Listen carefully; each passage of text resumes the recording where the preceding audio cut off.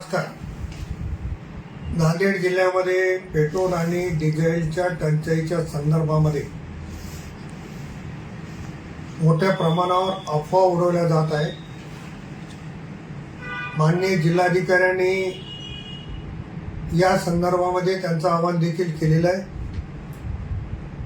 आणि diesel petrol संपेल या भीतीपोटी वाहनधारक टाक्या फुल करून घेणे किंवा एक्स्ट्रा पेट्रोल डिझेल घेऊन जाणे अशा पद्धतीचे प्रकार होत आहेत. माझी सर्वांना विनंती राहणार आहे की जिल्हाधिकाऱ्यांनी केलेल्या आव्हानावर विश्वास ठेवून आपण डिझेल पेट्रोल रांगेमध्ये भरलं पाहिजे. डिझेल पेट्रोल संपणार नाही याची खात्री देखील आहे. त्याच्यामुळे आपल्याला दैनंदिन व्यवहारात जेवढं लागते तेवढं डिझेल पेट्रोल भरून घ्यावं अशा पद्धतीची विनंती या निमित्ताने मी आपल्याला करतो. धन्यवाद.